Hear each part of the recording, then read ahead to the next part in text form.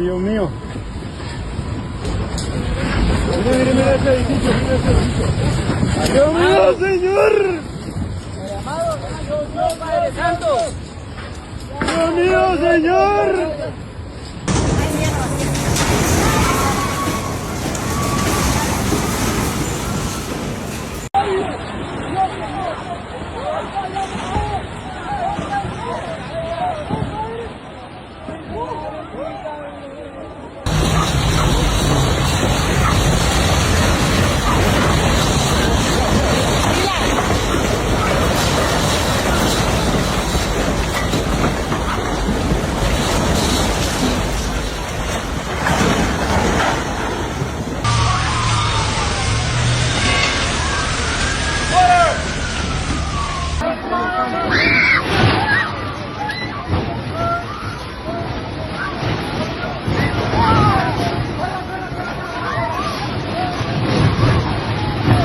August 10th, 2026, the ground underneath Western Colombia lurched sideways, and for almost a minute, an entire country held its breath. People filmed it happening, walls flexing, water leaping out of pools, whole buildings swaying like they were made of rubber. It was a magnitude 7.4, the strongest earthquake to hit Colombia in a decade. But here's the part almost no one is telling you. The truly strange thing isn't that Colombia shook. It's why this one narrow strip of the planet shakes harder, deeper, and more mysteriously than almost anywhere else on Earth, including a spot where thousands of earthquakes pile up in a space the size of a single city. This is what's really going on beneath Colombia.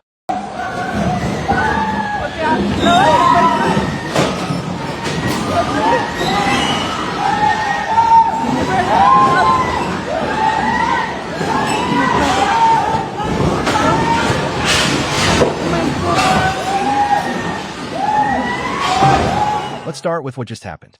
On August 10th, 2026, at a little after 8 in the morning, a violent jolt tore through the Chaco region of Western Colombia. The shaking raced outward for hundreds of miles. It rattled the skyscrapers of the capital, Bogotá. It swayed towers in Cali. It was felt across the borders in Panama and Ecuador.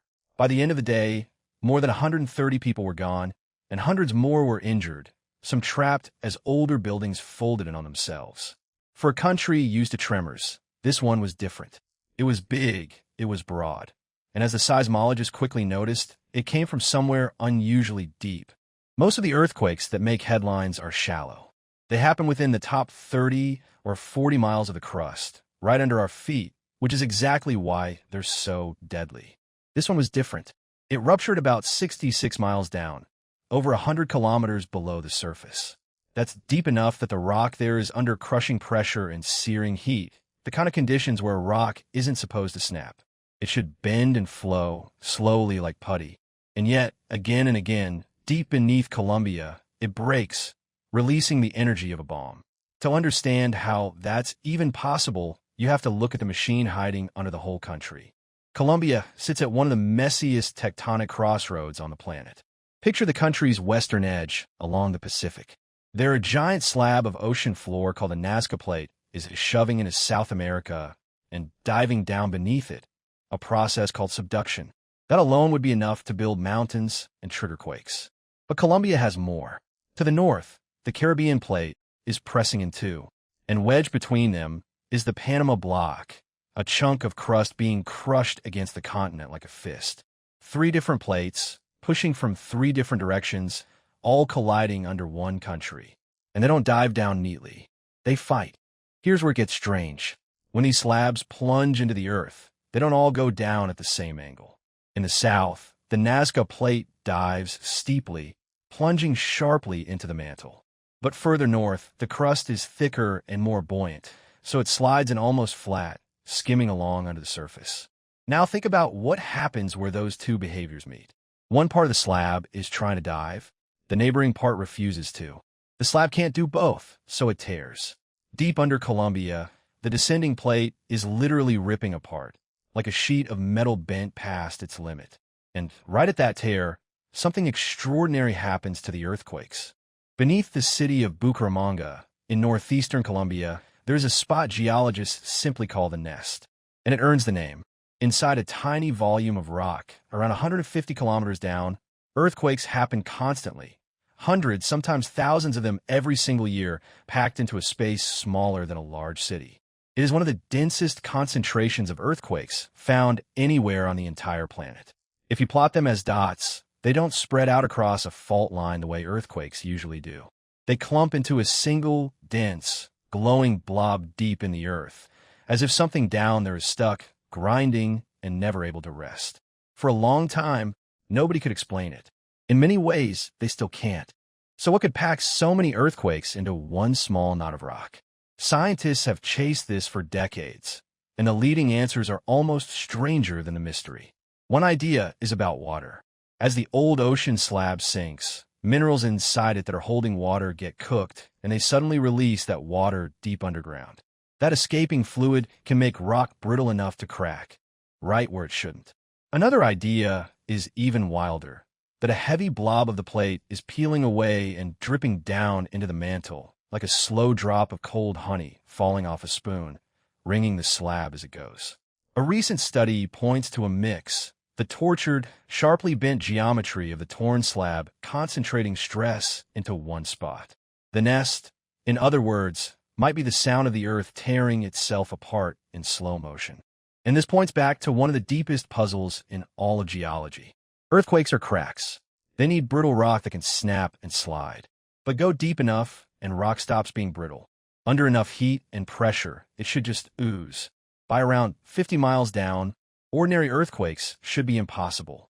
And yet they keep happening, not just at 100 kilometers, but all the way down to 400 miles beneath the surface, far deeper than anything in Colombia. Physically, those quakes shouldn't exist. The fact that they do, that the planet finds a way to snap solid rock in a place where snapping makes no sense, is a reminder of how much is still hidden and still moving under our feet. None of this is new for Colombia. This is a country that has been shaped and scarred by its restless ground for a very long time. In 1999, a shallow quake struck the coffee region around Armenia, in Quindio, and in less than a minute it flattened much of the city and killed around 1,000 people. Go back to 1906, and an enormous megathrust rupture off the Pacific coast. One of the most powerful earthquakes ever recorded, near magnitude 9, sent a tsunami racing across the ocean. And the same forces that shake Colombia also build its volcanoes. In 1985, the volcano Nevado del Ruiz erupted, melted its own glacier, and buried the town of Armero in mud, killing more than 20,000 people in a single night. Which brings us back to that August morning. When a magnitude 7.4 hit, it wasn't a freak accident. It was the machine doing exactly what it always does. 3 plates grinding, a slab tearing, energy building up in the deep until the rock could hold no more. Colombia is home to more than 50 million people, living on top of one of the most complicated and active tectonic engines on Earth. Scientists there run some of the busiest earthquake monitoring networks in the world, watching that deep nest tick away, quake after quake after quake, trying to read a machine none of us can see. They can't stop it. But every tremor, even a terrible one like this, teaches them a little more about the hidden violence that shapes our world. So the next time you see footage like this, a floor turning to liquid, a city frozen in fear, remember that you're not just watching a disaster. You're watching the surface of a living, restless planet, cracking under forces that begin 60 miles below the ground. Colombia doesn't shake because it's unlucky. It shakes because it sits on one of the strangest, most powerful geological crossroads on Earth. And if a place where earthquakes shouldn't even be possible can still break the rock beneath a whole country, it makes you wonder what else is quietly moving right now under the ground you're standing on. If this left you curious, there's another story waiting for you on your screen right now. Go ahead and keep exploring.